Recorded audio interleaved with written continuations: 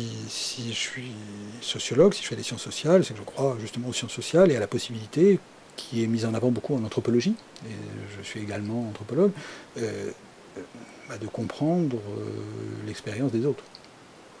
C'est-à-dire qu'on n'est pas seulement condamné à pouvoir comprendre sa propre expérience.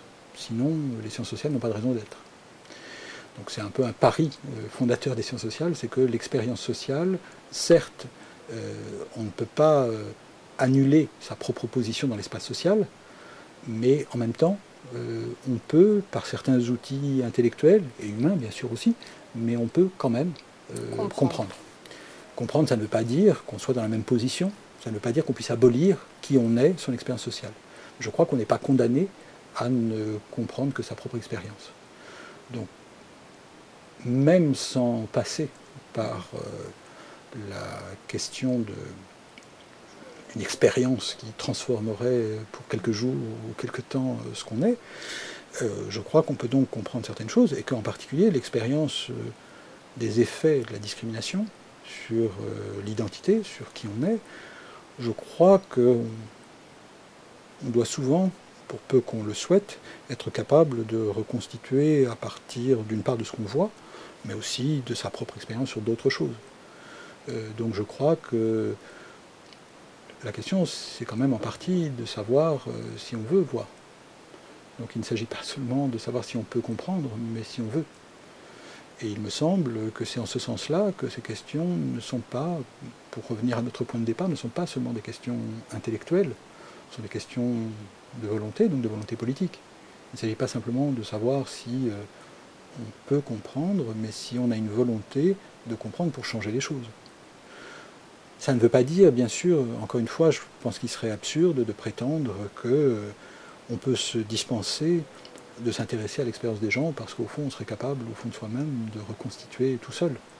Je crois qu'on peut, malgré tout, se faire une idée assez précise, entre autres, en faisant l'effort d'enquête, en faisant l'effort de lecture, en faisant l'effort d'interprétation, en faisant l'effort d'attention, d'enquête sociologique, mais aussi par les formes de représentation de l'expérience que sont aussi le cinéma, la littérature, etc.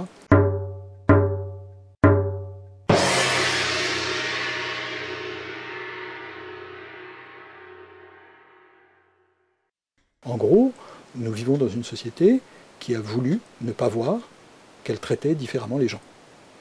Aujourd'hui, qui commence à vouloir le voir. Il me semble qu'il y a là une volonté qui est inscrite dans la loi, qui est inscrite dans les pratiques quotidiennes, qui est inscrite dans les discours des intellectuels. Donc, par exemple, nous vivons dans une société qui a beaucoup dit « je ne veux pas savoir s'il y a des différences entre les gens ». Je ne veux pas savoir s'il y a des Noirs, des Blancs, des Arabes. Je ne veux pas savoir parce que je suis universaliste, parce que je suis républicain.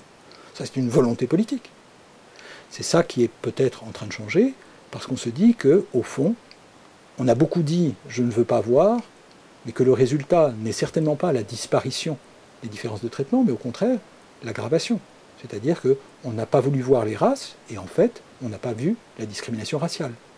Et donc, on n'a pas vu la production d'identification raciale sous l'effet du racisme et de la discrimination.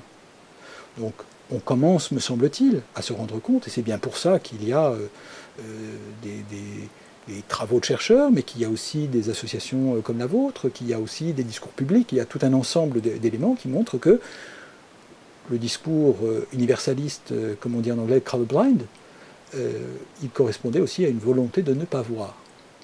C'était un aveuglement délibéré, un aveuglement volontaire, volontariste. Cet aveuglement, il avait une certaine noblesse, une certaine beauté, puisque, au fond, il disait « ça n'existe pas ». Mais si le résultat, c'est que ça existe d'autant plus, au bout d'un certain temps, la noblesse commence à s'effacer et l'hypocrisie commence à apparaître. Donc je crois que c'est le moment où nous sommes. Nous sommes à un moment où nous sommes en train de nous poser des questions sur cet aveuglement volontaire, et où nous commençons à nous poser des questions sur le fait qu'après tout, il y aurait d'autres manières de se représenter la société qui peut-être ne seraient pas colorblind, peut-être pas universalistes, qui peut-être n'effaceraient pas toute référence aux origines, aux appartenances, aux apparences, mais qui combattrait peut-être un peu mieux les assignations raciales. Le fait qu'on assigne des gens à des places, à des cases, à des positions dans la société en fonction de leur couleur de peau en particulier. L'universalisme sert aujourd'hui à la fois dans le débat public, mais aussi dans le débat scientifique. S'il sert de couverture pour des pratiques racistes, l'universalisme n'en sort pas grandi. Donc est-ce que peut-être il faut essayer de réfléchir pas simplement au nom des principes, mais effectivement au nom des effets. Et bien sûr, à juste titre, on dira que compter racialement, que ce soit dans le recensement ou même dans des enquêtes plus ponctuelles, ça peut avoir des effets pervers. C'est vrai. Mais qu'est-ce qui n'a pas d'effet pervers?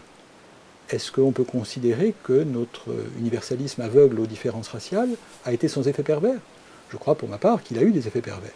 Il a contribué à une racialisation alors même qu'il prétendait la combattre.